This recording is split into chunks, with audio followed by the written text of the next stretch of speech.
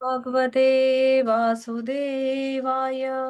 नारायणं नमस्कृत्यं नरं चैव नरोत्तमं देवीं सरस्वतीं व्यासं ततो जयमुदीरये।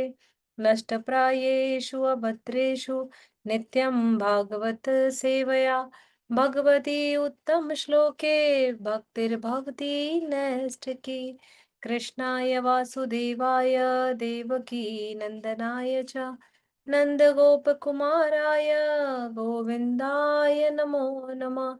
जय श्री कृष्ण चैतन्य प्रभु नित्यानंद श्री अद्वैत गदाधर शिवासादि गौर भक्त वृंद। ओम अज्ञानतिमिरन्धस्य ज्ञानञ्जनशलाकया चक्षुरुन्मिलितं येन तस्मै श्रीगुरुवे नमः। श्रीचैतन्यमनोभीष्टं स्थापितं येन भूतले स्वयं रूपं कदा मह्यं ददाति स्वपदान्तिकं। वन्देऽहं श्रीगुरु श्रीयुधपदकमलं श्रीगुरुन् वैष्णवांश्च श्रीरूपं साग्रजातं सगणरघुनाथान्वितं तं सजीवं सावद्वैतं सावधूतं परिजनसहितं कृष्णचैतन्यदेवं श्रीराधा कृष्णपादान् सगणललिता श्रीविशाखान्वितांश्च। हे कृष्ण करुणा सिंधु दीनबंधु जगतपते गोपेश गोपिका कांत राधा कांत नमस्तुते। तप्त कांचन गौरांगी राधे वृंदावनेश्वरी वृषभानुसुते देवी प्रणमामि हरि प्रिये। जय श्री कृष्ण चैतन्य प्रभु नित्यानंद श्री अद्वैत गदाधर शिवासादि गौर भक्त वृंद। हरे कृष्णा कृष्णा कृष्णा हरे हरे हरे राम राम राम हरे हरे। अनंत कोटि वैष्णव वृंद की जय। हरे कृष्ण महामंत्र की जय। कृष्ण कृपा मूर्ति अभय चरणार वृंद भक्ति वेदांत स्वामी शील प्रभुपाद की जय। महाराज की जय। निताई निताई गौर प्रेमानंदे हरि हरि बोल। हरे कृष्ण मैया दंडवत प्रणाम। दंडवत प्रणाम मैया दंडवत प्रणाम। अंशकल्पतरुभ्यश्च कृपा सिन्धुभ्यश्च पतितानां पावनेभ्यो।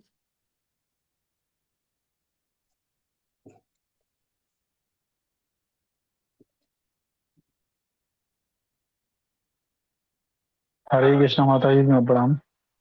हरे कृष्ण हरे कृष्ण मैया सादर प्रणाम। हरे कृष्णा सादर प्रणाम। आप सभी को खूब सारा हरे कृष्ण, खूब सारी शुभकामनाएं, खूब सारा आशीर्वाद। आज माता दुर्गा की चतुर्थी तिथि आ गई है। धीरे धीरे ये भी 9 दिन बीत जाएंगे, फिर दशहरा आ जाएगा। तो इसलिए आज विशेष चर्चा है कि वैष्णव सदाचार, ये जो हमारे जीवन का महत्वपूर्ण अंग है, हम इसे किसी के भीतर अगर देखना चाहते हैं तो सबसे पहले बदलाव हमें खुद पर करना होगा। खुद के बदलाव से ही किसी में बदलाव देखा और समझा और जाना जा सकता है। क्यों? क्योंकि ये वही कर्म, क्रिया कर्म है। हम जहाँ जाते हैं कि आपने ये किया, आप ऐसे हैं, आपको बदलना चाहिए, आप में ये कमी है, लेकिन शुरुआत कहाँ करनी है? शुरुआत स्वयं से करनी है। हरे कृष्ण। मेरी वॉइस क्लियर है ना? नेटवर्क ठीक है ना? ये मैया फ्रीज हो गई हैं ज्योति माता जी हमारी। तो आइए चलते हैं आज के क्रम में। रसोई घर, रसोई घर कैसा होना चाहिए, है ना? हरे कृष्ण। हाँ जी।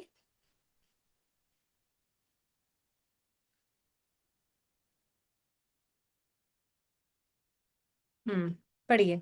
कौन पढ़ू पढ़ रहे हैं? मैया? हाँ पढ़िए।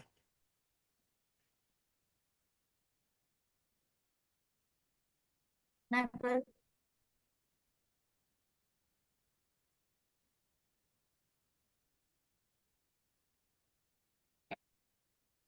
रसोई घर।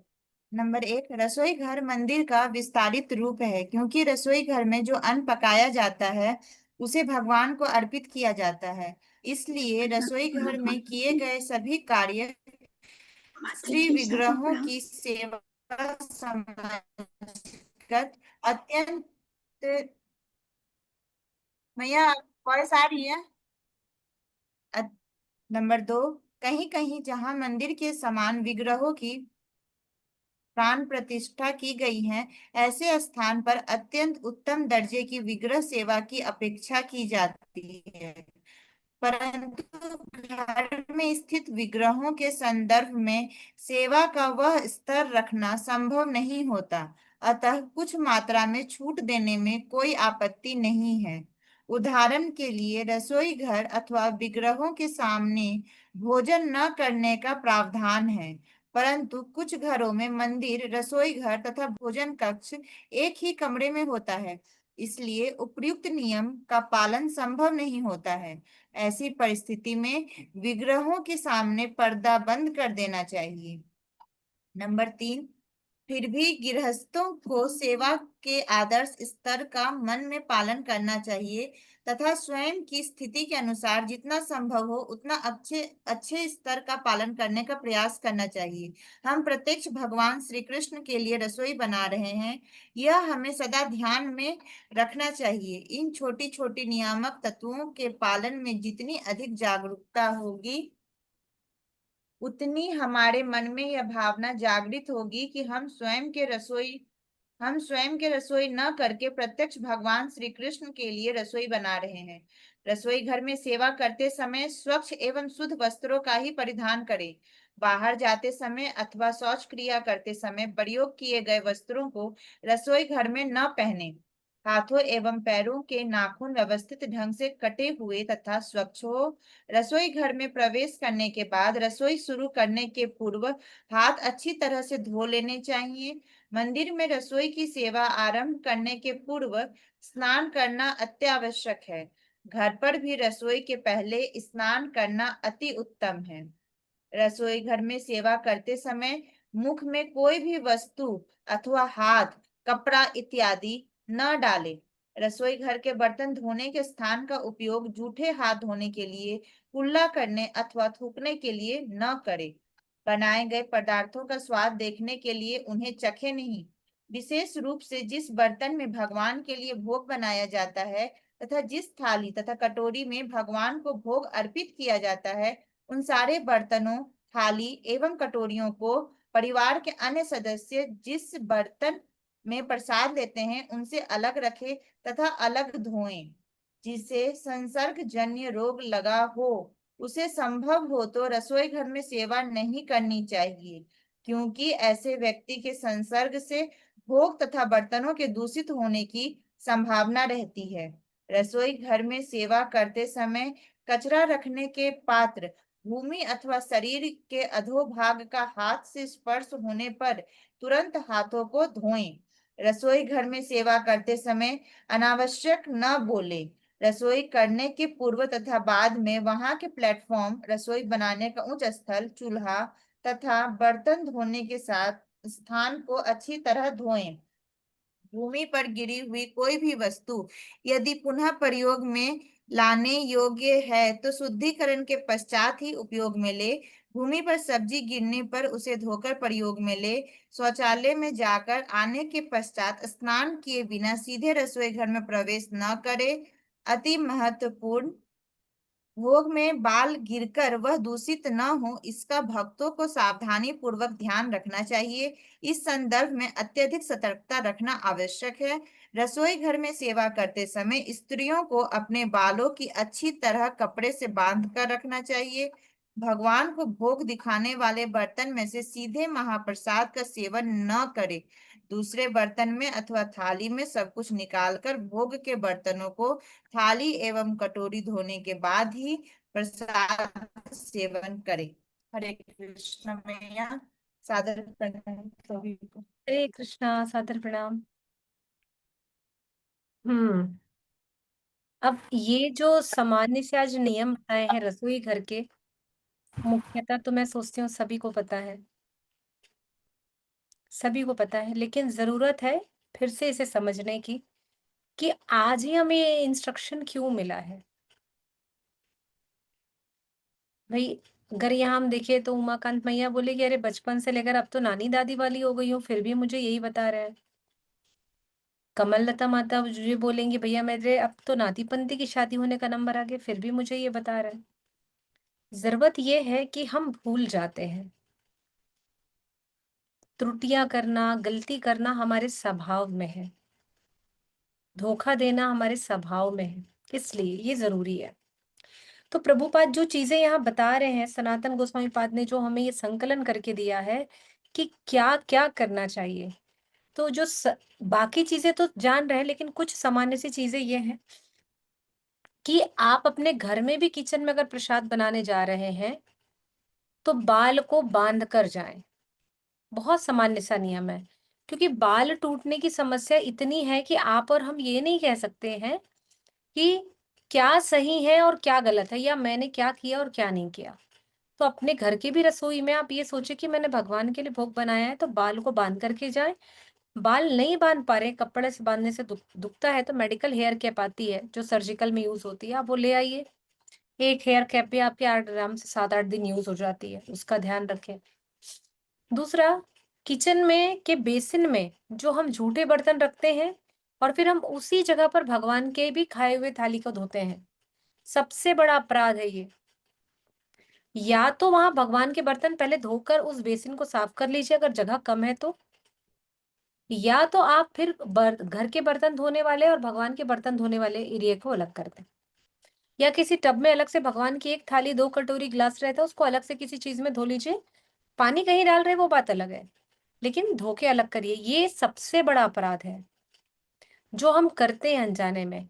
इवन जो दूसरी गलती, तीसरी गलती जो हमसे होती है कि किचन के बेसिन में ना हम काम करते करते हम हैंड वॉश करते हैं। हमने कभी कानों में उंगली डाल ली या कहीं और हमने फिंगर्स को इधर उधर घुमा लिया, खुजली कर लिया, बालों में लगा लिया, और फिर हम बिना हाथ धोए काम करने लगते हैं। और हम फिर इसी हाथ को उसी बेसिन में धो देते हैं जिससे हम भगवान की सेवा के लिए जो प्रसाद बन के जा रहा है वही प्रसाद आपका पूरा परिवार भी पाने वाला है। इसलिए जल्दी आओ। यानी कि आपने क्या किया है, वही अपराध फिर से कर दिया है। हमें इस चीज से थोड़ा सा बचना चाहिए कि हाथ धोने के लिए, किसी भी प्रकार का हाथ धोने के लिए बार बार बाहर जाएं, या बाहर कोई किचन में एक बाल्टी रख ले अलग से, नहीं भाई यहाँ नहीं धुलेगा, ये चीजें नहीं होगी। अगर हमें छोटी छोटी बातें ध्यान में रखेंगे तो हमारी रसोई बहुत साफ सुंदर हो जाती है। प्रभुपाद ने यहाँ पर कुछ नियमों में ढिलाव छोड़ा है, लचीलापन दिया है कि जिनका घर छोटा है, एक ही कमरे में रहना, खाना, उठना बैठना हो रहा है, तो वहां बार बार भगवान के ऑल्टर को बंद करना या कोई और अन्य कार्य करना ये संभव नहीं हो पाता है। तो उन्होंने इसके लिए बहुत अच्छी चीज बताई है जो हम सबके लिए उपयोग करना भी आसान है, कि भगवान के ऑल्टर में पर्दा लगा दिया जाए। भगवान ने जैसी प्रसाद पा लिया है, अब हमारे प्रसाद पाने की बारी है। सुलाने का समय नहीं, जैसे सुबह के समय में हमने 9-10 बजे भोग लगाया, अभी तो भगवान सोएंगे नहीं, भगवान 1 बजे तक सोएंगे। तो आप पर्दा लगा दीजिए कि भगवान 10 मिनट खाना खाते तक हम पर्दा बंद कर देते। क्यों? जैसे घर में हम बड़ों के सामने नहीं खाते हैं, घर में जो बहुएं होती हैं, आप लोगों ने देखा होगा, जो माताएं होती हैं वो पहले घर में बड़े बुजुर्गों को खिला देती हैं, उसके बाद अंतिम में भोजन करती। इसका कारण ये नहीं है कि वो घर में कोई सर्वेंट है तो उनको ऐसा व्यवहार करना चाहिए, वो इसलिए ऐसा करती हैं कि वे दूसरों को सम्मान देती हैं, इसलिए ये ऐसा करती हैं। ये बात अलग है कि हम हमारे परिवार में सबको समभाव से देखते हैं, ये प्रेम है, ये स्नेह है। उसी प्रकार से भगवान को जब हम प्रसाद खिला दिए हैं और जब हमें हमारे खाने का समय है, हरे कृष्ण माता इसी जी। कमरा है। हरे कृष्ण पुष्पा माता जी। हरे तो कृष्ण। हमें क्या करना चाहिए, वो ऑल्टर को बंद कर देना चाहिए, पर्दा लगा देना चाहिए। उसके बाद भोजन कर लिया, फिर भगवान को प्रणाम करके फिर ऑल्टर ओपन कर देना चाहिए। बहुत सरल सी चीज बताई है प्रभुपाद ने। सोने के समय में भी ऑल्टर को बंद कर देना चाहिए, या आपका अगर घर का कमरा अलग है तो ये नहीं कमरा खुला हुआ है और हम खा रहे हैं, नहीं, कमरे का दरवाजा भी आप आधा कर दीजिए।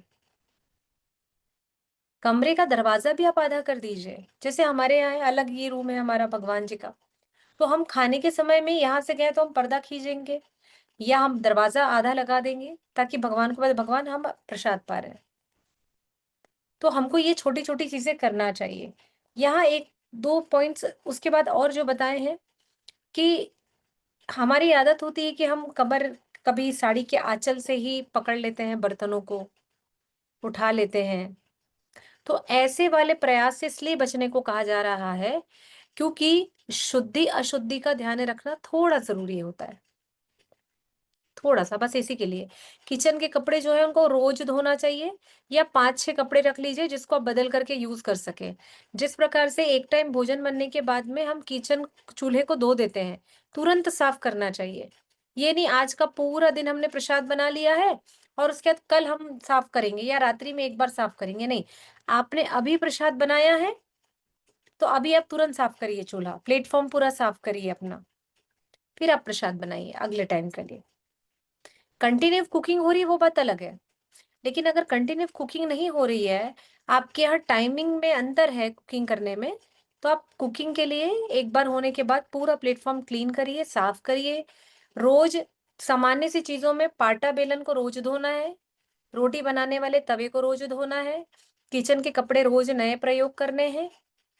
घर में यूज किए हुए बनियाइन जो पहने रहते हैं, घर में कई बार माताएं ले लेती हैं कि अरे ये तो बहुत सॉफ्ट कपड़ा है किचन के लिए, तो वो यूज नहीं करना है। किचन में हमारे पुराने अंता वस्त्रों को यूज नहीं करना है, खासतौर पर हम लोग ले लेते हैं, ऐसे कपड़ों का यूज नहीं करना है, पोछे ओछे के लिए भी नहीं करना है। साफ कपड़ों का प्रयोग करना है किचन को और भगवान के कमरे को पोछने के लिए, नए कपड़ों का प्रयोग करना है। आप आजकल मार्केट में अवेलेबल है, ना अवेलेबल हो तो आप कोई नई चादर खरीद के ले आइए और उसके 4-6 टुकड़े कर लीजिए और फिर उसका प्रयोग करिए। ये बहुत सामान्य सी चीज है जो हमको करना चाहिए। जो कपड़ा बहुत ज्यादा गंदा हो गया है उसे बाहर कर देना चाहिए, नए कपड़ों का प्रयोग करना चाहिए। जैसे आप गंदे कपड़ों का प्रयोग नहीं पहनते हैं, उसी प्रकार से रसोई में, राधा रानी की रसोई है आप सभी की, तो राधा रानी की रसोई में छोटी छोटी बातों का विशेष ध्यान रखना चाहिए। उसके बाद प्रभुपाद कह रहे हैं कि जिन्हें संसर्गजन्य रोग लगा हो, संसर्गजन्य रोग अर्थात जिनको कफ कोल्ड हो गया हो, तो किसी भी समय हमें स्नीजिंग हो सकती है, हम छींक सकते हैं, हम खांस सकते हैं। तो ये जो बैक्टीरिया है हमारा हवा में बहुत दूर तक जाता है, और अगर हमने मास्क भी लगाया है तो भी हमारा ये जो एरिया है ये पूरा पूरा पूरा खराब हो जाता है। बार बार हम किचन में तो ये हाथ धो नहीं सकते, फिर किचन के हमको कॉर्नर में जाना पड़ता है या बाहर बेसिन में जाना पड़ता है। तो कुछ समय तक ऐसे लोगों को जिनको सर्दी खांसी बुखार हो, उन्हें किचन में सेवा नहीं करनी चाहिए, उनको दूर कर देना चाहिए। अब कुछ घरों में ये समस्या हो सकती है कि भाई जिनके घर पकाने वाला नहीं है वो कैसे करेगा, उसको तो करना ही पड़ेगा ना, उनके घर जो सेवा करने वाला नहीं है। तो इस बात का ध्यान रखना चाहिए कि आप सब मिल करके उनके भी स्वास्थ्य का पूरा ध्यान रखें। अगर उनका तबीयत खराब है तो उनके लिए दवा पानी की व्यवस्था करें, या उनको एक आध समय के लिए रेस्ट दे दें, जिससे उनको पूरे तरीके से आराम मिल सके और प्रसाद किसी भी प्रकार से दूषित ना हो। भगवान के बर्तन जिसमें भोग लगाया जाता है, जिस थाली कटोरी में भोग अर्पित किया जाता है, उन सारे बर्तन थाली कटोरियों को अन्य सदस्यों के बर्तन के साथ मिलाकर ना रखें। वैसे हमारे इस्कॉन में अब देखिए, यहाँ तो ऐसा लिखा हुआ है, प्रभुपाद ने जो यहाँ रूल बताए हैं हमें, उसके हिसाब से किचन का कोई भी बर्तन झूठा नहीं होता है, ठीक है।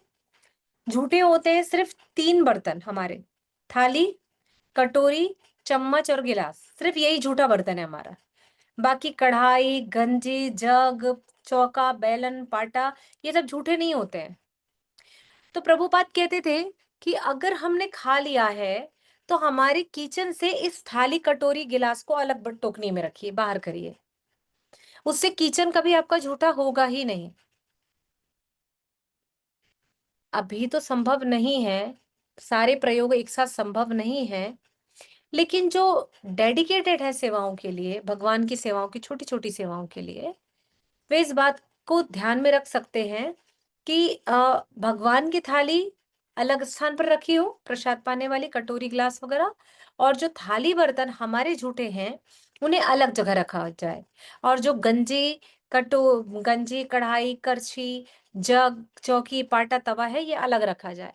इससे बर्तन मिलते नहीं है, मिश्रित नहीं होंगे और बर्तन भी झूठे नहीं होते हैं, ठीक है। और 17वें नंबर पर विशेष बात लिखी हुई है कि भगवान की थाली से उठाकर कोई भी भोग नहीं पाना है। यदि आपने ऐसा करते हैं या किया है तो कृपया भगवान के लिए पुनः नई थाली आप लोग ले लेवे, क्योंकि वो थाली झूठी हो जाती है। और एक बार जो बर्तन हमसे झूठा हो गया है वो दोबारा प्रयोग में नहीं लाया जाता है। तो भगवान की थाली से उठाकर कुछ नहीं खाना है। आपकी ये भगवान की थाली है, आप इसको तुरंत दूसरे में पलट दीजिए। पलटने के बाद इसको थाली को, कटोरी, थाली, ग्लास को सबसे पहले धोना है। अगर आपने भगवान के कटोरी, थाली, ग्लास को नहीं धोया है, ठीक है, अभी मैंने भोग लगाया, भोग लगाने के बाद इसको तुरंत नहीं धोया है, रख दिया है कि यार मैं एक साथ प्रसाद पा लेती हूँ, फिर मैं धो लूंगी एक बार में। हम कभी कभी अक्सर ऐसा करते हैं। तो जो आपके थाली का जितना भी पुण्य भाग अर्जित था भगवान के प्रसाद पाने के बाद, जो आपको भगवान का महाप्रसादी मिल रहा है, वो सब भूत प्रेतों ने खा लिया है। अब आप ये तो नहीं बोल सकते कि मेरे घर में तो भगवान जी है, वहां तो कोई आता नहीं है। तो ऐसा बताया आचार्यों ने, शिल प्रभुपाद कहते कि ये जो भूत प्रेत होते हैं ना, जो जो हमें दिखाई नहीं देते, ये एलिमेंट, ये प्रतीक्षा करते हैं कि आप कब भगवान का प्रसाद लेकर के आए और कब हमें ये मिले। तो आप जैसे ही इसे खाली करते हैं, उसे तुरंत पानी डाल करके पहले धोइए और फिर सर्फ निरमा से धोइए, जिससे आपको धोना है। वरना आपने जो भगवान के महाप्रसाद का उच्चिष्ट आपको मिलना था, भगवान का जो महाप्रसाद का भोग आप खाने वाले थे, उसका सारा पुण्य भाग ले गए, फिर तो हमारी कटोरी में छेद हो गया। तो ये ध्यान रखना है। करते हैं तो बहुत अच्छी बात है, और नहीं करते हैं तो आज और अभी से शुरू करना है। आपने भगवान की थाली छोड़ी, वो प्रेतों का प्रसाद हो गया और उन्होंने झूठा कर दिया पूरा। तो आपको इस बात का पूरा ध्यान रखना है कि अब हमको क्या करना है, ठीक है।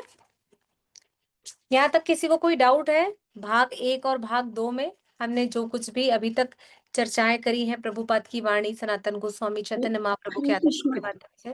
हरे कृष्ण माता जी, आखिरी पॉइंट एक बार और बोलेंगी आप कि आपने हाँ थाली छोड़। हाँ, भगवान की जो प्रसाद की थाली हम लेकर के आते हैं और भगवान के पाने के बाद जो हमें प्रसाद मिला है, महाप्रसाद मिला है, अगर वो थाली हमने तुरंत नहीं धोई, तो उस थाली को खाने के लिए भूत प्रेत आते हैं। आते हैं। आप ये नहीं कह सकते कि मेरे घर में कोई नहीं रहता। मेरे भी घर में, मेरे आजू बाजू बहुत लोग रहते हैं जो मुझे नहीं दिखते हैं। हाँ जी, बिल्कुल होते हैं मैया। कुछ अच्छे लोग भी होते हैं, सभी बुरे नहीं होते हैं, बहुत लोग अच्छे होते हैं। तो माता जी, मैं आपसे एक बात शेयर करना चाहती हूँ। हम जहाँ पर हैं उधर तो ये संभव नहीं है, तो माता जी इसमें तो गड़बड़ हो जाएगा। तो माता जी, आपको क्या करना है, जैसे आपने भगवान को भोग लगाया है, भगवान के जी भोग की थाली प्रसाद लाने के बाद आपने खाली करी है, तो आप तुरंत उस थाली में पानी डालिए। एक थाली पानी का निकालिए, या तो पी लीजिए उस थाली के पानी को, या फिर आप पेड़ जी पौधों में डाल दीजिए, ठीक है। बाद में धो लीजिए जी। भगवान के बर्तन को, है ना। क्योंकि वो बर्तन माता जी नीचे जाते हैं, भगवान की थाली और भी। वो साफ हाथ उनकी थाली आती है और वो ही बर्तन धोते हैं लोग। ओके, बाद में, इसलिए बाद मैं में आप ऐसा कह रहे हैं ना। जी जी कोई परेशानी नहीं भैया, देखिए मैंने उसका भी रास्ता बता दिया है, जैसा गुरुजन बताते हैं कि अगर ऐसी कोई अवस्था हो, तो सबसे पहले थाली में पानी डालिए और पानी, एक थाली पानी धो करके अलग कर लीजिए, फिर आप उसको जी बाद में निरमा से धो लीजिए, ठीक है। जी जी। हनुमान चालीसा पढ़ने की जरूरत नहीं है माँ माता जी। ऐसे वाले भूत नहीं है जो आ करके आ गले लग जा करेंगे, है ना। हमारे पास ऐसे वाले भूत हैं जो ये सोचते हैं कि अरे हेमा माता जी ने तो गौर निताई की सेवा करी है, हेमा माता जी ने तो गौर सुंदर की सेवा करी है, तो अरे भ्रमण करते हुए हम भी तो इसी लोक में है, चलो थोड़ा प्रसाद हम भी पा लेते हैं। तो जो आज प्रसाद का पुण्य भाग हमको मिलने वाला था ना, वो उनके खाते में चला जाता है। बस इतना ही होता है। आप ज्यादा अच्छा प्रसाद रोज रोज भगवान को खिलाएंगे, वो आपके पास रुक गए तो मैं नहीं कह सकती। मन तो है गौर सुंदर के दर्शन करने का, कोई रुक गया तो अलग बात है, इसके लिए आमंत्रण ना दे, ठीक है। और हनुमान चालीसा तो ऐसी पढ़ लिया करो आप, और उससे भी कहीं उग्रम वीरम महाविष्णु, सीधा एक बार करिए, बोले जो आजू बाजू है वो भी चले गए, बोले हाँ ये सही कह दिया हेमा भैया ने। हाँ, आप कहते हैं नरसिंह आरती करने से घर में भूत प्रेत भाग जाते हैं, तो तो मैं ये फिर भी तो बता रही हूँ, भाग तो गए नरसिंह आरती करने भागने से। दोबारा भी आ जाते हैं फिर वो भाग के। मैया हवाएं तो कहीं पे भी चल के आ जा सकती है ना। वो तो हवा है, हवा, झोंका, तो कुछ भी हो सकता है हेमा माता जी। नहीं, आप मंगल आरती में बोलते हैं ना, मंगल आरती में जो हम नरसिंह की आरती करते हैं वो इसीलिए होता है कि हमारे घर में भूत प्रेत पिशाच ना रहें और हमें ना पकड़े, है ना। और तो फिर ना पकड़े तो फिर हमारे खाने में भी नहीं आएंगे वो, तो फिर कैसे आ जाते हैं हम, ये मुझे नहीं समझ आया। ये वो इसके लिए आते हैं क्योंकि आपने उनको ऑफर किया है, आपने ऑफर किया ना। नहीं माता जी, जैसे मंदिर है, मंदिर है, जैसे इस्कॉन का टेम्पल है, वहां हाँ पे जी, पंच विधि जैसे वो चलती है, आरती चलती है 5 टाइम और सब। तो मंदिर के अंदर तो भूत प्रेत नहीं होते ना। तो मंदिर के अंदर ये नियम होता है कि जब तक आरती नहीं होगी, जब तक भगवान की प्लेट नहीं धुलेगी, तत्क्षण, तत्क्षण ऑल्टर से आई थालियां भगवान के भोग की, तत्क्षण खाली होती है और तुरंत पानी डलना शुरू होता है थाली में। वो रखा ही नहीं जाता है कभी बर्तन, तुरंत धोया जाता है। जो डीटी किचन में सेवा करते हैं और वो जो आपको, खिचड़ी खा के छोड़ देते हैं बाहर, माता जी वो जो देखिए, टब में डाल देते हैं लोग, खिचड़ी लेते नहीं हैं नहीं नहीं, खाते, या देखिए उसके जो दोना होता है उसमें लगी रहती है और डस्टबिन में चली जाती है, वो माता बताइए। जी वो तो आपका झूठा है, वो तो मेरा झूठा है, वो तो भक्तों का झूठा है, वो तो गैया कूदते लोग खाएंगे। मैं तो भगवान की थाली की बात कर रही हूँ। अच्छा अच्छा, वैष्णव की मतलब वो देखिए, उसमें इतना नहीं है। नहीं देखिए, अब हमारा झूठा ऐसे तो हमको गैया मैया को भी नहीं खिलाना चाहिए, है ना। लेकिन आज के समय में हम डाल देते हैं और गैया माता खा भी लेती हैं। मैं बात कर रही हूँ भगवान की थाली की। तो डीटी किचन में थाली जैसे ही जाती है, भगवान के ऑल्टर से निकल करके तुरंत खाली होती है और तुरंत वॉश होती है। और जब तक थाली धुलेगी नहीं, जब तक आरती होगी नहीं, चाहे वो संध्या भोग की आरती हो, राजभोग की आरती हो, शयन भोग की आरती हो, या फिर वो आपका सुबह मंगल भोग लग रहा हो, जब तक बर्तन धुलेंगे नहीं तब तक भक्तों को प्रसाद मिलेगा नहीं, मिलता ही नहीं है। लेकिन हम घर में क्या करते हैं, अपने खाने के लिए ले आते हैं और भगवान की थाली छोड़ देते हैं। मैं ये बता रही हूँ कि हमारे खाने से पहले हमको थाली धोनी है, ठीक है। जी। क्लियर है हेमा माता जी। हाँ जी। हम्म, ये शबनम माता जी। हरे कृष्ण माता जी, सादर प्रणाम। माता जी कह रही जैसे मैंने एक फ्लोर ही पूरे में टेम्पल बना रखा है, तो जब जब मैं कोशिश करती हूँ कि कोई त्रुटि ना हो, बट हूँ तो इंसान, वो तो हो ही जाती है। उनका मतलब किचन या उनके वॉश बेसर सब कुछ ऊपर ही रखा हो, उनके कपड़े वॉश सब कुछ मतलब सेकंड फ्लोर पे ही मैं रखती हूँ। बाई चांस बाई मिस्टेक कई बार होती है उनके बर्तन नीचे आ जाती है, जहाँ हम लोग यूज़ करते हैं वहाँ मैं धोती खुद ही, मैं अपनी मेड से सर्वेंट से नहीं धुलवाती, वो बर्तन मैं खुद ही, बट डिले हो जाती है तो उसका भी फिर सेम ही होगा। मैया, अगर आप धो लेती हैं, कभी डिले हो जाता है तो अब अपराध तो अपराध है। देखिए, अभी तक जब तक नहीं जानते थे ना, तो कोई अपराध नहीं है। आज जान गए तो ध्यान रखिए, बिल्कुल। ठीक है। हाँ। अब तक नहीं जानते थे ना ये बात हम, कि ऐसा होता है, तो कोई बात नहीं है, इसके लिए क्षमा मांग लीजिए, प्रभु पास क्षमा कर देते हैं, ठीक है। और अब से हम ध्यान रखें कि हमको ये नहीं करना है। जैसे ऑफर के लिए जो मैंने सर्वेंट रखा ना है वो भी वैष्णव इस्कॉन से ही है, बट मैं घर का काम मुझसे होता भी नहीं, मुझे आता भी नहीं कुकिंग वगैरह, और थोड़ा सा प्रॉब्लम होती है अप डाउन बाहर के, कई बार दिल्ली से आउट ऑफ दिल्ली होती हूँ, तो वो ऑफर भी करती है और बनाती थी, इसके लिए फिर क्या करा जाए। कोई प्रॉब्लम नहीं है, कोई प्रॉब्लम नहीं, मैं वैष्णव है ना। हाँ। अगर वैष्णव भी नहीं है, ठीक है, कभी कभी ऐसा होता है कि बहुत, हम हमारे ही समदृष्टि में लोगों को रखते हैं, देखते हैं परिवार में काम करने के लिए भी। अगर वो कर रही है भगवान की सेवा, आपके परिवार का हिस्सा है, अब वो अब मेड नहीं है, वो हाँ। परिवार का हिस्सा है आपके, राइट। कोई बात नहीं माता जी, क्योंकि आप वर्किंग में हैं, आपके लिए प्लस पॉइंट ही यही है कि आप वर्किंग में हैं, आप दो काम करती हैं, भगवान की सेवा कर रही हैं, दूसरा प्रभुपाद के मिशन में भी सहयोग कर रही हैं, चाहे तृण मात्र ही क्यों ना हो आप। तो प्रभुपाद कहते हैं कि आपकी हर छोटी बड़ी त्रुटि मुझे स्वीकार है, क्योंकि आपने मेरे चैतन्य महाप्रभु के लिए, मेरे गुरु के मिशन के लिए आपने समय दिया है।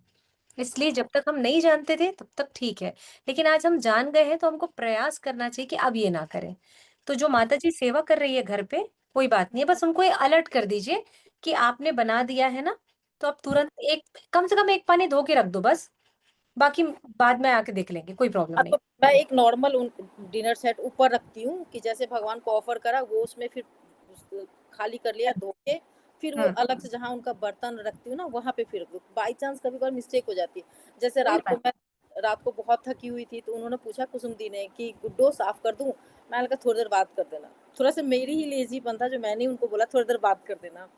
और ये था कि एक्साइटमेंट बहुत थी, कल 11 भागवतम सेट मेरे से निकला, तो वो एक्साइटमेंट भी तो था कि माता जी की जय, शिष्य भागवत महापुराण की जय, कि आज मैं कुछ करके आई हूँ। मेरे मन में थोड़ा सा वो भी था कि आज मैं कुछ करके आई हूँ, तो बस इसीलिए वो उसमें भी मैं लगा ठीक है दी थोड़ी देर बात कर लेना। तो अपराध तो मुझे लगेगा क्योंकि उनको तो लगेगा नहीं, उन्होंने तो बोला था कि हाँ ला मैं गुड्डू अभी कर देती हूँ, बट मैंने बोला कि थोड़ी देर बात कर देना। तो यही है कि मतलब माफी मांग लो, ज्यादा बेटर है। हाँ मैया, देखिए हमसे तो गलतियां होंगी, हम इतना जान रहे हैं ना, तब भी हमसे गलतियां होंगी। तो हमें क्या करना चाहिए? बहुत सिंपल, प्रभुपाद इस अपराध के लिए क्षमा करेंगे, आगे प्रयास करूंगी कि ना हो। हम केवल प्रयास कर सकते हैं, हम अच्छा भक्त बनने का प्रयास कर रहे हैं, मैं भी भक्त बनने का प्रयास ही कर रही हूँ। बिकम अ डिवोटी, मुझे नहीं पता मैं कब बनूंगी, बन पाऊंगी कि नहीं ये भी नहीं पता मैया, लेकिन आप इतना कर रही हैं बहुत है, मतलब कितना प्रसन्न होंगे प्रभुपाद, और जोर जोर से हरि कीर्तन कर रहे होंगे। एक बार तो बनता है सभी भक्तों को करना चाहिए शबनम माता जी के लिए, हरे कृष्णा कृष्णा कृष्णा हरे हरे, हरे राम राम राम हरे हरे। तो बिल्कुल मैं परेशानी की कोई बात नहीं है। सभी को धन्यवाद, प्रणाम, जय डिस्टर्ब नहीं कर। हाँ माँ, हरे कृष्णा, सादर प्रणाम माँ, है ना? ठीक है, कोई चिंता की बात नहीं। हरे कृष्ण माता जी जैसे अभी तो आपने स्थिति देखी है मेरी, अभी हाँ परसों ही ऐसी हालत हो गई थी कि जो भगवान का टब था, जिस बर्तन में टब क्या है, भगवान की थाली जिसमें नहलाती हूँ, सभी उसको मेरे को धोने में ही मेरी हालत बुरी हो गई थी। कोई नहीं था, मेरे मिस्टर धो लेते थे, वो भी नहीं थे, बेटी को एडमिट करना पड़ा था।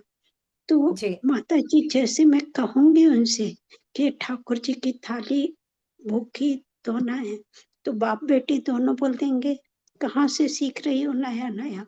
तो माता जी इसमें तो प्रभुपाद जी या भगवान तो माफ कर सकते कि मैं तो असहाय हूँ ना माता जी ये सब करने में। माता जी पुनः मैं कह रही हूँ, बुजुर्ग, बीमार, बच्चों के लिए, गर्भवती महिलाओं के लिए सब चीज माफ है, सब चीज माफ है माता जी। आप जितना कर पा रही हैं उतना बहुत है, ये मेरे लिए है माता जी, ये मेरे को है। हम सुधरेंगे तो युग सुधरेगा, मैं आपको नहीं बोल रही हूँ। और दूसरी चीज है माता जी, आप जितना कर सकती हैं केवल उतना करिए कमल माता जी, परेशान मत होइए आप, है ना? देखिए मैं ना माता जी ये मेरी भी इच्छा कक्षाएं ना, होती है। नहीं नहीं आपकी इच्छा होती है माता जी, लेकिन मैं फिर कह रही हूँ कि देखिए ये कक्षा ऐसा आप लोग को लग रहा होगा कि मैं आप लोग के लिए कर रही हूँ, लेकिन ये कक्षा सिर्फ मेरे लिए है, मुझे एटिकेट सीखना है। मुझे कुछ नहीं आता माता जी, मुझे खुद में सुधार करना है, ये किसी के लिए नहीं है, ये खुद का प्रोसेस है, सेल्फ प्रोसेस है ये, ठीक है?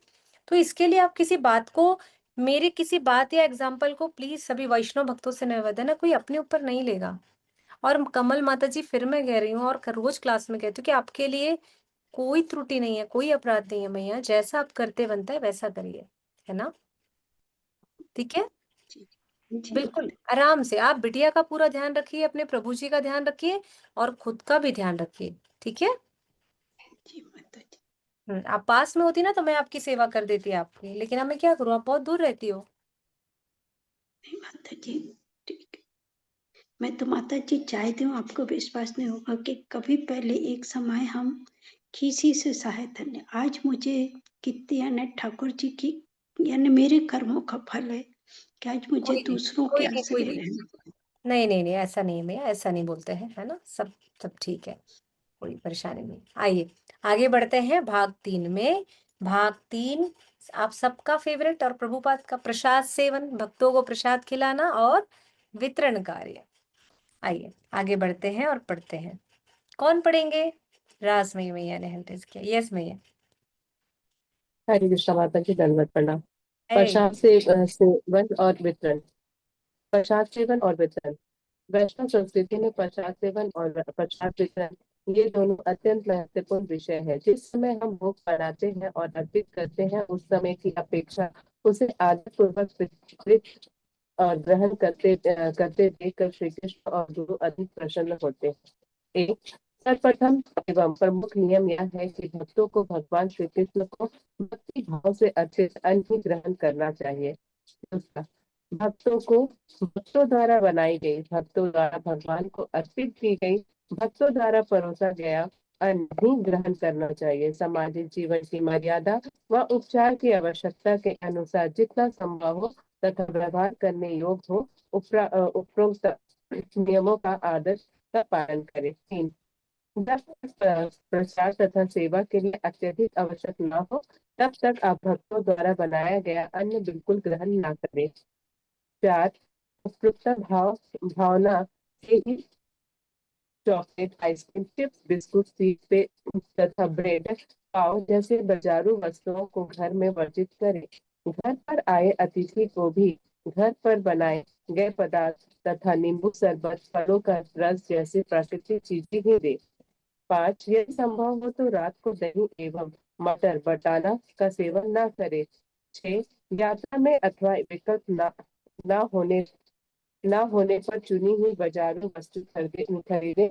बाजारू वस्तुओं की अपेक्षा खाने का डिब्बा घर पर तैयार खाद्य सामग्री से भरा अथवा दाना, दूध तथा सूखा हुआ खाद्य पदार्थ साथ में लेना उत्तम है। 7, कभी कभी प्रचार एवं सेवा के लिए अथवा व्यावसायिक कारणों से लंबे प्रवास के दौरान भोजनालय अथवा होटल में जाना पड़ता है। ऐसे समय में तो शुद्ध शाकाहारी भोजनालय का ही चयन करें तथा प्याज और लहसुन रहित पदार्थ ही मंगवाएं। 8, भक्तों को सात्विक आहार ही ग्रहण करना चाहिए तथा राजसिक अर्थात तैलीय, अति मसालेदार तथा महंगे खाद्य पदार्थ को टालना चाहिए। 9, घर पर प्रसाद योग विधि से भगवान को अर्पित किया हुआ प्रशस्ति देखें।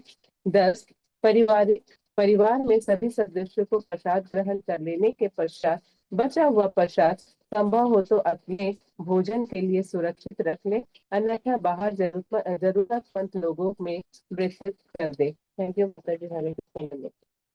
हरे कृष्णा। प्रसाद सेवन, तो दूसरे नंबर का जो है वो हमारी शबनम माता जी का आंसर है, प्रभुपाद ने दे दिया है।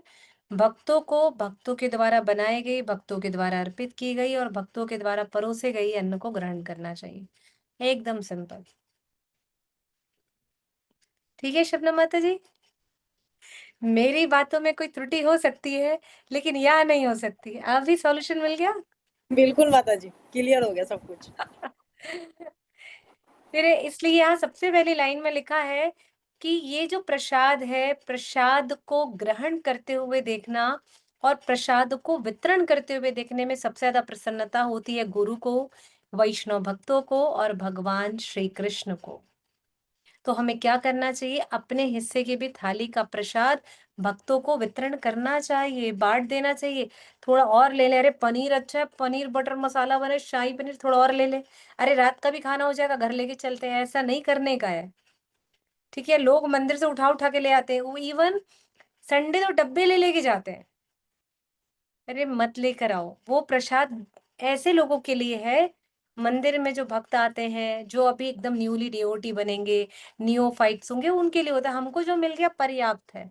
हाँ, गुरु ने आपको उठा करके दे दिया, गुरु महाराज ने कह दिया भाई आज आप ले जाओ, वो कृपा है, वो कृपा है, वो अलग बात है।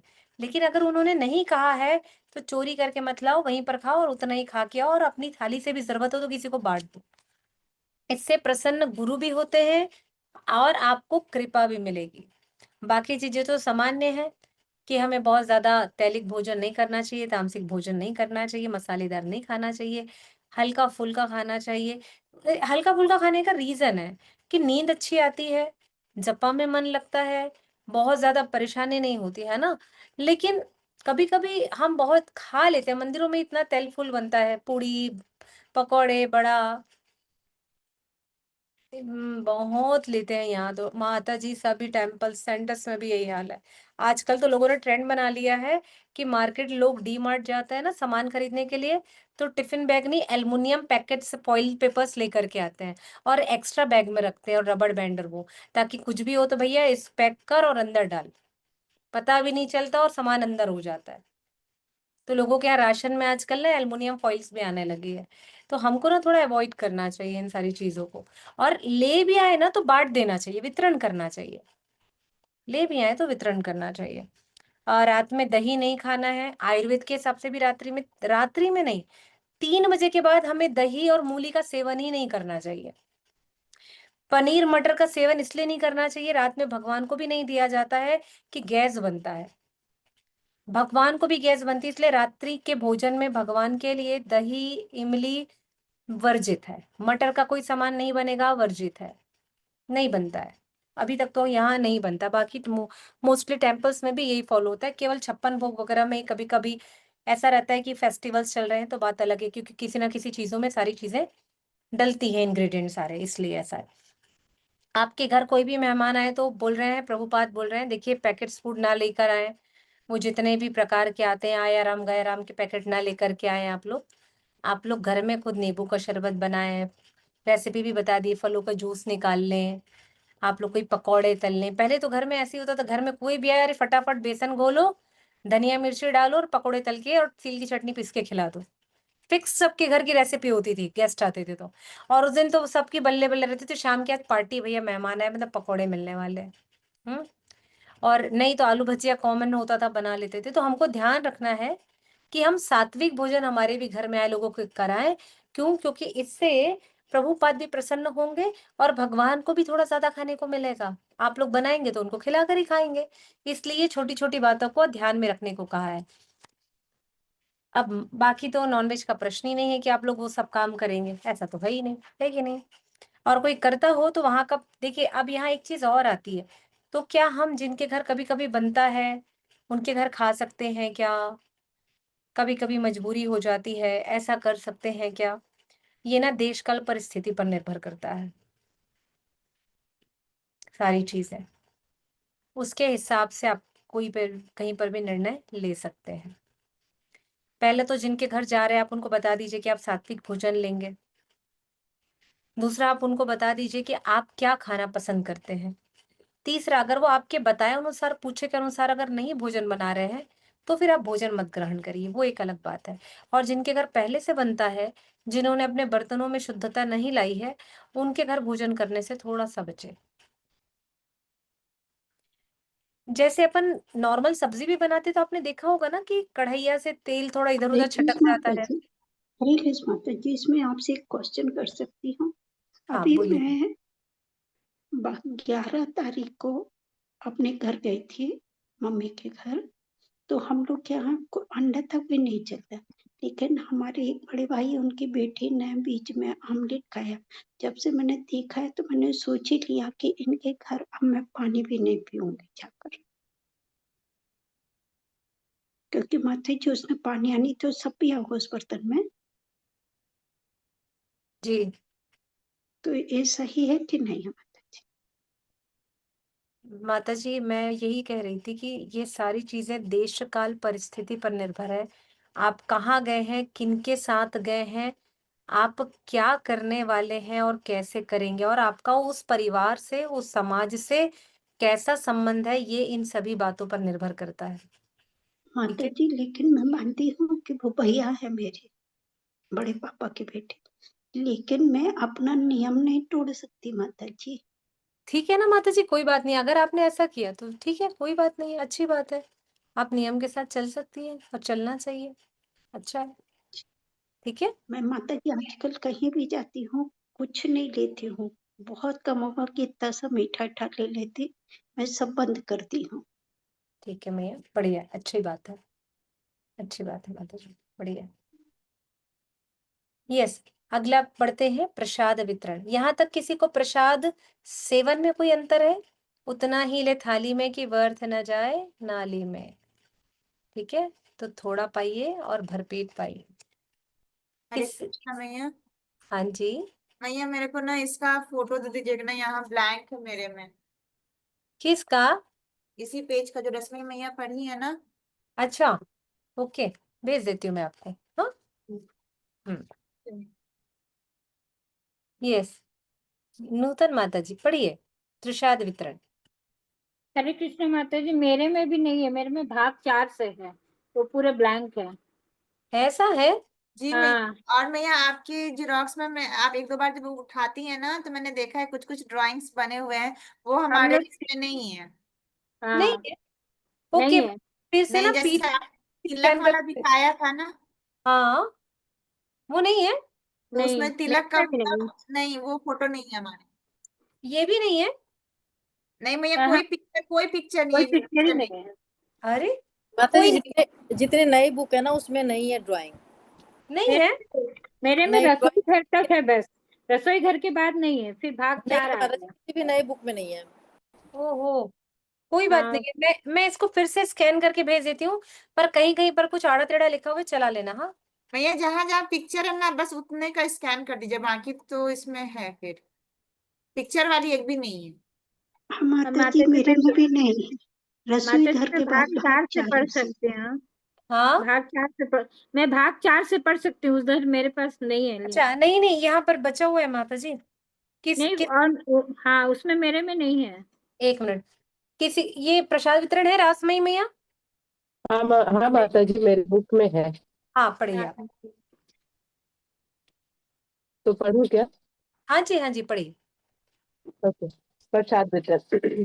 यदि संभव हो तो दीक्षित भक्त ही प्रसाद का वितरण करें। वितरण करने वाले भक्तों का मन, शरीर, आदतें और स्वच्छ एवं शुद्ध होनी चाहिए। वितरण के समय जितना हो सके उच्च स्वर में बोलने को टालना चाहिए। दूसरा, प्रसाद बांटने का क्रम। सबसे पहले पानी दीजिए। जब गौरीय वैष्णव प्रसाद बांटते हैं तो उन्हें कटु सब्जी, सूखता या साग से आरंभ करते हैं। उसके पश्चात दाल तथा तले पदार्थ जैसे पकोड़े इत्यादि परोसे जाते हैं। उसके पश्चात रायता और चटनी। अंत में मीठे व्यंजन, चपाती और चावल आरंभ से अंत तक आवश्यकता अनुसार परोसे। यदि संभव हो तो चपाती गर्म दे। 3, प्रसाद ग्रहण करते समय जूठे हाथों से दूसरे बर्तन का स्पर्श ना करें। दूसरों को परोसने के लिए कहें अथवा स्वयं हाथ धोकर अपने लिए परसे। 4, प्रसाद सदैव थाली में खाली स्थान में परोसे। मिठान और नमकीन व्यंजनों का अलग अलग परसे।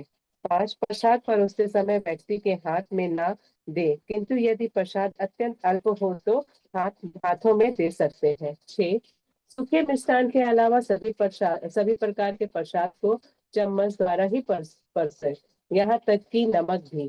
7, केवल दाहिने हाथ से ही परोसते समय किसी भी दूषित वस्तु को हाथ न लगाएं, जैसे मुंह, पैर, बाल या शरीर का निचला हिस्सा इत्यादि। या जमाई लेना, छींकना या थूके नहीं। अपरिहर्ता स्थित आने पर बाद में हाथ धो लो। 8, जब घर पर अतिथि आए तो भगवान को अर्पित महाप्रसाद सभी को थोड़ा थोड़ा वितरित करे और तत्पश्चात आवश्यकता अनुसार गरम गरम परसे। गुरु और सन्यासी के लिए इसी रीति से ही प्रसाद परसे। 9, यदि प्रसाद की मात्रा कम हो तो वितरित करने वाले व्यक्ति को चाहिए कि सभी को समान मात्रा में प्रसाद वितरित करे, किंतु उसे वितरित करते समय उसे अत्यंत उत्साह से वितरित करना चाहिए। 10, संभव हो तो प्रसाद पाने वाले व्यक्ति को प्रसाद के गुण बताए, परंतु यदि आवश्यक हो तो शांत रहे। प्रसाद के दौरान कैसेट या पुस्तक सुनना अत्यंत लाभदायक है। हम श्री कृष्ण या शिला प्रभुपाद लीलामृत जैसी पुस्तक सुन सकते हैं। 11, साथ साथ बैठे भक्तों को समान मात्रा में प्रसाद परोसे। भक्तों की संख्या अधिक होने पर प्रतिभेद ना करें। यदि संभव हो तो विशेष प्रकार का प्रसाद लेने वाले अलग बैठे। 12, प्रसाद अथवा प्रसाद के बर्तनों को पैरों से स्पर्श ना करें। गलती से स्पर्श होने पर उन्हें दाएं हाथ से स्पर्श कर मस्तक पर लगाएं। 13, प्रसाद वितरित करने वाले बर्तन जैसे बाल्टी को भूमि पर खींचे नहीं अथवा और बांटते समय बर्तनों के टकराव की आवाज ना करे। 14, प्रसाद के पश्चात स्थान को तुरंत साफ कर दे और गिरे प्रसाद को कूड़ेदान में डाल दे। 15 गुरु का महाप्रसाद नए भक्तों के समक्ष वितरित ना करे। थैंक यू माता। Very good. जय जी। बहुत बहुत साधारण चीज लिखी है जिसको हम परिवार में भी पालन करते हैं, अपने घर परिवार में भी नियमों का पालन करते हैं। यही सदाचार है, यही गौड़ीय वैष्णव संप्रदाय की परंपरा है। बांटने का क्रम कैसा होना चाहिए ये भी बता दिया गया कि सबसे पहले हम भी क्या करते हैं, मेहमानों को पानी देते हैं। घर में भी, घर में प्रसाद पाने बैठते पानी देते हैं, फिर ला करके पकौड़े वगैरह रखते हैं, सब्जियां रखते हैं, फिर चावल रोटी जो शुरुआती दौर पर है उसे परोसते हैं। तो परोसने का क्रम कैसा होना चाहिए प्रभुपाद ने ये भी बता दिया है कि सबसे अंत में आपके रायता, सलाद, ये सारी चीजें आएंगी और सबसे पहले आपको पकौड़े और अन्य चीजें, चटनियां देनी है ना। तो इस क्रम को ध्यान में रखना है। किसी भी चीज को पुनः कह रहे हैं हाथ पैर से नहीं लगाना है। सारी चीजों को पैर लग जाए तो वापस उसे मस्तक से छुआ लें। कुछ भी चीजें देते समय, आप लोग वैष्णव हैं इस बात का ध्यान रखें, उल्टे हाथ से कोई भी चीज नहीं देना है। अगर कभी किसी को कुछ देने की आवश्यकता पड़ भी रही है तो आप या तो उठ के हाथ धो लीजिए, या पंक्ति से उठकर नहीं जा सकते हैं तो जिन्होंने भी आपके प्लेट से कुछ मंगाया तो आप उनसे कहिए कि आप मेरी प्लेट से ले लीजिए, पर मैं आपको झूठा नहीं दे सकती अपने इस उल्टे हाथ से उठा करके। तो आप ये कर सकते हैं, इस बात का ध्यान रखना है। किसी भी प्रकार से बांटते समय बर्तन आपस में टकराने नहीं चाहिए। बहुत सारे लोग ऐसे रगड़ रगड़ के चलते हैं, बर्तन टकराते हैं, आवाज होती, तो ऐसा प्रयास करना है कि ये सारी चीजें ना हो। जो कुछ विशेष प्रसाद पाने के इच्छुक होते हैं या उनको दिया जाता है तो उनको अलग बैठाना है। पंक्ति में देते समय किसी को भी पंक्ति भेद नहीं करना है कि आप कोई भी अंतर करें, किसी को कम किसी को ज्यादा। कुछ लोग करते हैं कि ठीक है तुम 2 पकौड़े 2 बड़े ज्यादा रख लो, फिर किसी को 4 चपाती ज्यादा दे दी। तो ऐसा नहीं करना है, सबको समभाव से देते हुए जाना है। अभी तक कहाँ कहाँ क्या क्या होता था ये जरूरी नहीं है, हमको क्या क्या कैसे करना है ये जरूरी है। हम अगर किसी को प्रसाद बांटेंगे तो कैसे बांटेंगे, तो जैसे हमें सिखाया जा रहा है हम ऐसे बांटेंगे। ये प्रयास करना है कि अब हमें ऐसे प्रसाद बांटना है। प्रसाद बांटते समय भी मुंह में बांधा जाता है कि बात कर देना, मुंह से किसी प्रकार का सलाइवा इधर उधर ना छिटक करके जाए जिससे उनका प्रसाद हमारे कारण छूटा हो। हमको प्रयास करना है हमारे सुधार के लिए, केवल हमारे सुधार के लिए। ठीक है। आपसे अंतिम लाइन 15वें नंबर की है जो महत्वपूर्ण है, गुरु का प्रसाद किसी भी नए भक्त को ना बांटे। जब गुरुदेव, गुरु महाराज, स्वामी जी इस प्रसाद पाते हैं तो अपना थोड़ा ना थोड़ा उच्चिष्ट देते हैं। कई बार तो हर बार ऐसा होता है कि वो अपनी प्लेट झूठी नहीं करते, उसी में से निकाल करके थोड़ा सा ले लेते हैं और बाकी सब छोड़ देते हैं, अपने भक्तों के लिए दे देते हैं कि भाई अब आप लोग पा लीजिएगा। तो वो प्रसाद केवल उनके निज भक्तों में ही बंटना चाहिए। आपको बाहर ले जा करके अरे कोई नहीं आप तुम भी पालो, गुरु महाराज का उच्चिष्ट नहीं नहीं देना चाहिए, क्योंकि हम जो गुरु का सम्मान करेंगे वो नहीं कर सकते हैं। इससे भी गुरुदेव का, गुरु महाराज का अनादर होता है। तो हमें बात ध्यान रखना चाहिए। तो उसके बाद विशेष चीज ये होती है कि जब भी हम प्रसाद बांट रहे हो, सारी चीजें कर रहे हो, बांट तो लिया है, लेकिन अब इसका समय आता है इसको खाली करने का समय। कि तो कैसे आपको खाली करना है, सारी चीजें जो बड़े बर्तनों से निकाली गई हैं उसको वापस उसमें नहीं मिलाना है, नहीं तो वो भी खराब हो जाएंगे, उनको अलग रखना है।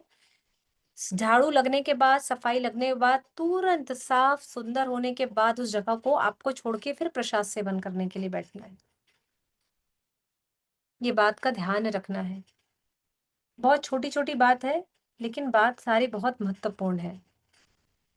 भोजन बनाने से लेकर भोजन खाने तक बाल में हेयर कैप होनी चाहिए। जो प्रभु जी होते हैं उनके तो चलो केश नहीं होते इसलिए फर्क नहीं पड़ता है, लेकिन जिनके होते हैं छोटे छोटे बाल भी होते हैं उनको लगा लेना चाहिए, और जिनकी शिखा होती है उनका कोई प्रश्न नहीं होता है ना, क्योंकि वो बंधी होती है। तो हमें हेयर कैप और माउथ मास्क लगा करके ही हमको सेवा करनी चाहिए। अगला है प्रसाद सेवन। प्रसाद सेवन कैसे करते हैं, तो प्रसाद प्रसाद सेवन से हाँ, जी पढ़िए। पढ़ूं माता जी। हाँ यह जी पढ़िए। प्रसाद पहला, प्रसाद सेवन लेने से पूर्व अपने हाथों, पैरों एवं मुंह को धोना आवश्यक है और प्रसाद दाहिने हाथ से खाए और बाएं हाथ से प्रसाद स्पर्श ना करे। दूसरा, प्रसाद लेने से पूर्व पुरुष अपनी शिखा बांधे, सिर खुले रखे बांधे सिर खुले रखे, पैर ढके हो और चप्पल या जूते ना पहने। तीसरा, प्रसाद सदैव सच, शांतमय एवं खुले स्थान में ले। चौथा, प्रसाद लेने से पूर्व योग प्रार्थनाओं का उच्चारण करें। अधिक जानकारी होती है कृपया सिर्फ 4 देखें, पृष्ठ 82। 5, प्रसाद भगवान की कृपा है और भगवान से अभिन्न है, इस भावना से प्रसाद ग्रहण करें। प्रसाद ग्रहण करते समय यदि प्रचार के लिए आवश्यक हो तभी बोलना चाहिए, अन्यथा शांतिपूर्ण प्रसाद ग्रहण करना चाहिए। प्रसाद ग्रहण करते समय टेप रिकॉर्ड पर प्रवचन अथवा कीर्तन सुनना अधिक लाभदायक है। 6, प्रसाद सेवन करते समय जब वरिष्ठ उपस्थित हो तो उसके प्रसाद ग्रहण करने तक सामान्य पूर्वक प्रतीक्षा करें, उनके पश्चात ही हमें ग्रहण करना है। कुछ विशिष्ट परिस्थितियों में वरिष्ठ वैष्णव की अनुमति से पहले प्रसाद लिया जा सकता है। 7, प्रसाद व्यर्थ न गवाएं, यदि थाली में आवश्यकता से अधिक प्रसाद हो तो उसे पहले ही दूसरी थाली में निकाल कर रखें। 8, प्रसाद लेते समय शरीर के अन्य भागों का स्पर्श करने के लिए बाएं हाथ का स्पर्श करें। 9, प्रसाद लेते समय जूठे हाथों से बर्तन का स्पर्श न करें एवं किसी अन्य व्यक्ति को परोसने के लिए कहें। यदि कोई ना हो तो हाथ धो कर स्वयं ले ले। 10, प्रसाद सेवन आरंभ करने के पश्चात अन्य किसी भी स्थान को दाहिने हाथ से स्पर्श न करें। 11, संभव हो तो सूर्योदय, सूर्यास्त, मध्य रात्रि और स्नान से पहले प्रसाद ना ले। 12, जब तक पहले खाया गया भोजन पच न गया हो तब तक फिर से प्रसाद ना ले। 13, पाँव को फैलाकर एवं जांघ पर थाली रखकर प्रसाद ना ले। आयुर्वेद के अनुसार अर्ध पदासन में बैठकर प्रसाद अस्वस्थ के लिए लाभदायक है। 14, प्रसाद स्वीकार करने से पहले उसे देखकर इस भाव से सम्मान अर्पित करे कि यह भगवान की कृपा से अभिन्न है। 15, प्रसाद ग्रहण करते समय थाली में अथवा आसपास न थूके। 16, रास्ते पर चलते समय अथवा किसी भी तरह की यात्रा में जहाँ दूसरों लोगों की दृष्टि हम पर है, ऐसे स्थान पर प्रसाद ग्रहण न करें। प्रसाद संभवतः एकांत अथवा जहाँ आसपास के भक्त प्रसाद दे रहे हो ऐसे स्थान पर ग्रहण करें। 17, यदि संभव हो तो पूर्व अथवा उत्तर दिशा के को मुख करके प्रसाद ग्रहण करें। थैंक यू माता जी। हरे कृष्ण। तो प्रसाद कैसे ग्रहण करना है सबको पता चल गया। अकेले में चुपचाप शांति से बिना बात किए, दूसरों को तंग किए बिना, दूसरों की थाली से उठाए बिना, अपनी थाली का ज्यादा है तो दे करके फिर आपको प्रसाद पाना है। अकेले अकेले गुपचुप नहीं पाना है, पहले से जा करके कुछ अंदर करके नहीं आना है। सबको एक साथ बैठ करके मिल बांट करके खाना है। यात्रा में भी गए हैं तो यात्रा में भी विशेष ध्यान रखना है कि कैसे आप लोग को प्रसाद पाना चाहिए, कि यात्रा में सबको खिला दें उसके बाद आप लोग पाएं। तो कई लोग बड़े चालाक होते हैं कि अपने लिए पहले ही बचा लेते हैं, अच्छा अच्छा क्या पता लास्ट तक आते आते खत्म हो गया तो ना मिला तो इसका भी ध्यान रखें कि जब देने की पारी आती है ना तो पहले दें, तब आपके लिए भगवान व्यवस्था खुद करते हैं। तो ये इस बात का ध्यान रखें। प्रसाद स्वच्छ शांतमय खुले स्थान में हो, प्रार्थनाओं का स्वर ऊंचा हो। क्या कहते हैं, माँ प्रसादे गोविंदे नाम ब्राह्मणे वैष्णवे स्वल्प पुण्यम तुम राजन विश्वास नैव जायते। तो आप सभी को प्रसाद जब बांट रहे हैं तो क्या करना है, महाप्रसादे गोविंदे कराना है। घर में भी प्रसाद पा रहे हैं तो महाप्रसादे गोविंदे होना चाहिए।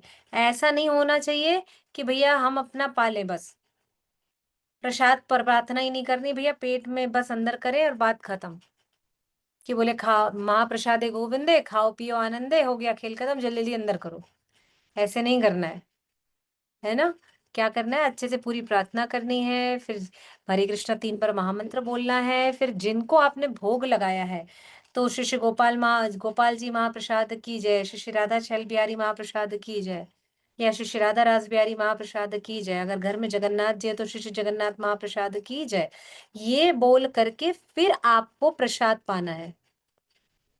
पता चल रहा है, ना जयकारा किया ना जय घोष लगाया, प्रसाद सीधा अंदर है। फिर प्रभुपाद बोलेंगे रुको मैं आ रहा हूँ, अभी अभी आता हूँ मैं आपके पास में, फिर गड़बड़ हो जाएगा। फिर प्रभुपाद आप लोग को एक साथ बैठा करके 64 माला करवाएंगे, हम बता रहे हैं, फिर बोलेंगे क्या करें। तो ऐसा करने के लिए थोड़ा डरे, थाली में ना थूकें, थाली में हाथ ना धोएं, पूरा ध्यान रखें, किसी प्रकार का जूठा ना इधर उधर छोड़ें, व्यर्थ ना गवाएं। बहुत बहुत सामान्य से नियम है कि हमें कैसे करना चाहिए, कहाँ बैठना चाहिए, कैसे प्रसाद पाना चाहिए, प्रसाद की मात्रा संतुलित होनी चाहिए। पूरे विश्व का आग्नेय कोण भारत, भारत का आग्नेय कोण उड़ीसा, उड़ीसा का आग्नेय कोण पुरी, पुरी का आग्नेय कोण वहां का माता लक्ष्मी का रसोई घर। उसी प्रकार से हमारा परिवार, परिवार का अग्नि कोण कहाँ होता है? माता जी। माता जी कहाँ प्रसाद बनाती हैं? किचन में बनाती हैं। किचन में जहाँ प्रसाद बना रही है वहां शुद्धता का पूरा ध्यान रखना है। इसी प्रकार हमारा इस शरीर में हमारे अग्नि कोण यानी हमारा जठर अग्नि कहाँ होता है? जहाँ हमने प्रसाद पाया, ठीक आमाशय के से ऊपर। तो जब हम प्रसाद पा लें तो पाते समय कम मात्रा में पानी पीना है, बहुत कम मात्रा में। प्रसाद पाने के 1 घंटे के बाद पानी पीना है, तत्क्षण पानी नहीं पीना है, जिसके कारण आपका पेट का खाना सड़ना नहीं चाहिए, खाना पचना चाहिए। खाना खाने के बाद नहीं, भोजन प्रसादी पाने के पश्चात आपको तुरंत आराम नहीं करना है, जगह साफ करनी है, कुछ देर कार्य करना है, 45 से 1 घंटे के बाद विश्राम के लिए बैठिए, आराम करिए और या फिर पानी लीजिए। उसके बाद पहले से नहीं पीना है और नहीं खाना है। यहाँ भी वही लिखा हुआ है कि खाने और पानी पीने का भी नियम है कि पीते समय आवाज नहीं आनी चाहिए, खाना खाते समय भी आवाज नहीं आनी चाहिए। कुछ लोग खाना खाते समय ऐसे आवाज आती है, कुछ लोग पानी पीते तो एकदम छप छप छप छप पानी की आवाज आती है। तो पानी की आवाज नहीं आनी चाहिए, पीते समय धीरे धीरे पानी पीना है, शांति से खाना खाना है, बहुत ज्यादा आवाज नहीं आनी चाहिए। खाना खाते समय 5 उंगलियों का प्रयोग करके खाना है। बहुत सामान्य सी चीज है जो माँ हमको सिखाती है। तो जो आपके घर में आपकी मम्मियों ने सिखाया है उसका ध्यान रखिए। चम्मच से भोजन ना करें, प्रसाद हाथ से खाएं। प्रभुपाद ने भी कहा है हाथ से प्रसाद क्यों खाना चाहिए? बताओ क्यों खाना चाहिए?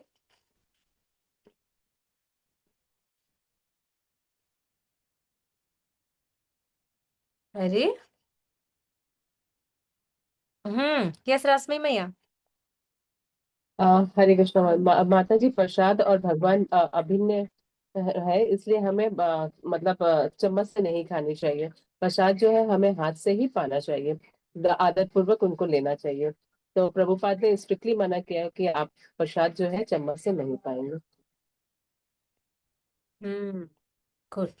भगवान, भगवान का नाम, भगवान का प्रसाद, भगवान का जल कुछ भी अलग नहीं है भगवान से। नाम धाम धामी में कोई अंतर नहीं है ना?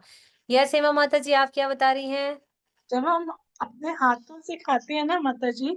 साइंस का बता रही हूँ, तो कुछ ऐसे सिक्रीशंस निकलते हैं जो हमारे डाइजेशन को बहुत ज्यादा इंक्रीज करते हैं। डाइजेस्टिव एंजाइम्स भी बहुत ज्यादा सिक्रीट होते हैं अगर हम अपने हाथों से प्रसाद खाते हैं। ये भी हम्म, रीजन है। यही रीजन है, ये रीजन है। एक रासमी मैया ने बताया, दूसरा बताया हेमा माता ने कि हमें हाथ से प्रसाद इसलिए खाना चाहिए कि भगवान अभिन्न है। भगवान का प्रसाद पाना और भगवान की सेवा करना, भगवान के दर्शन करना सब एक जैसा है।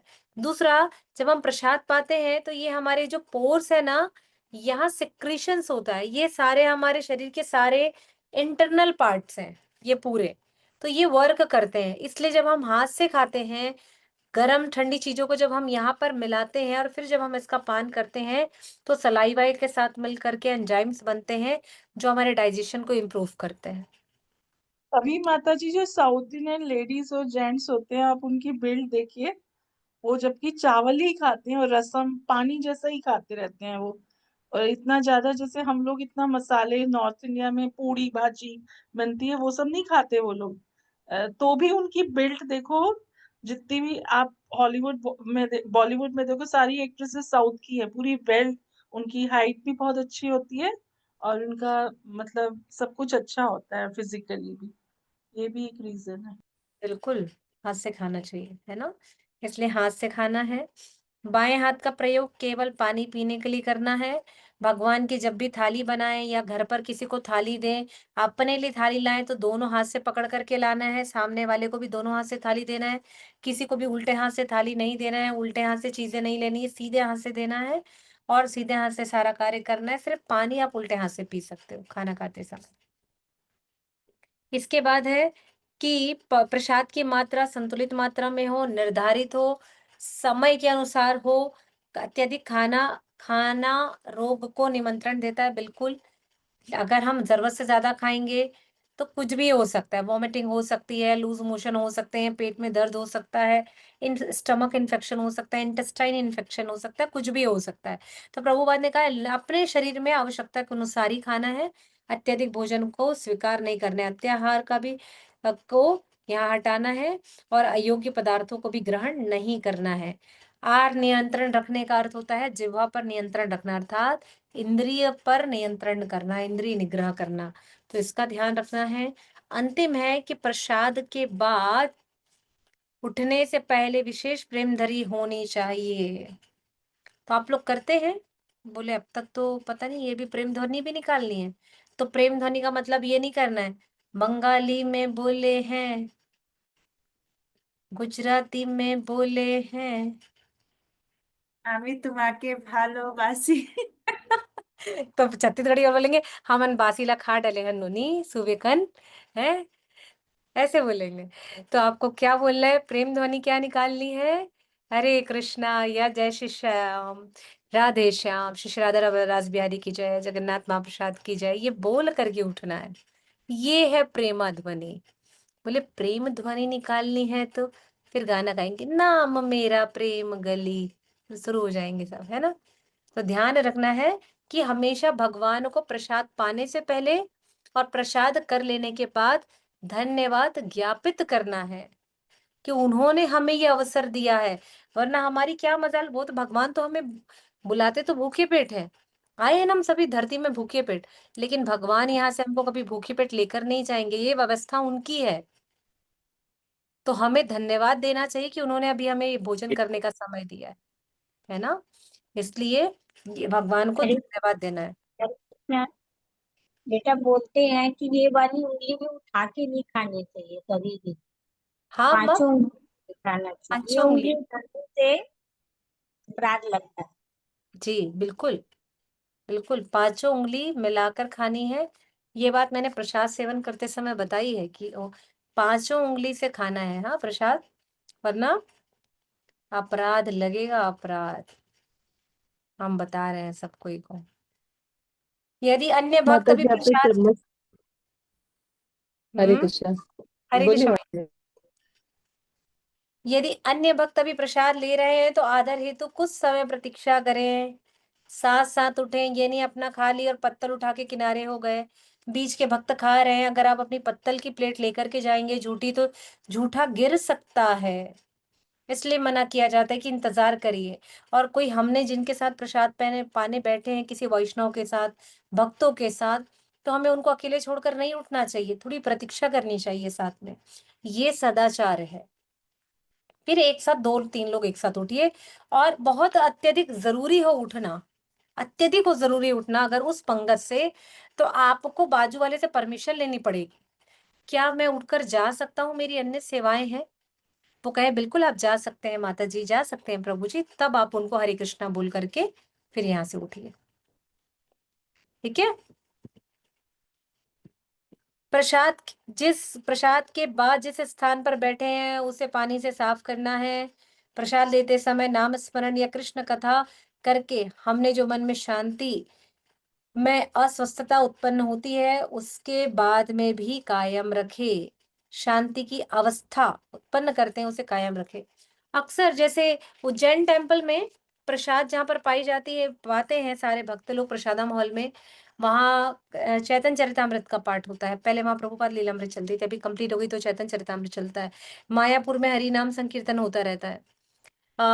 हमारे टेम्पल्स में वहाँ कभी-कभी गुरु महाराज स्वयं कृष्ण कथा सुनाते रहते हैं या कोई भक्त वहाँ पर सुनाते रहते हैं। तो जहाँ प्रसाद पाया जाता है वहाँ हरि कथा, प्रभुपाद लीलामृत या श्री कृष्ण कथा चलते रहना चाहिए, या बहुत धीमे साउंड में हरे कृष्णा महामंत्र चलते रहना चाहिए। तो हमको इस बात का ध्यान रखना है कि प्रसाद पाने से लेकर प्रसाद सेवन तक और उठने तक हमें सारे कार्य जो है स्वयं के लिए करने हैं, किसी अन्य को सिखाने के लिए नहीं करने हैं कोई भी कार्य इसमें से।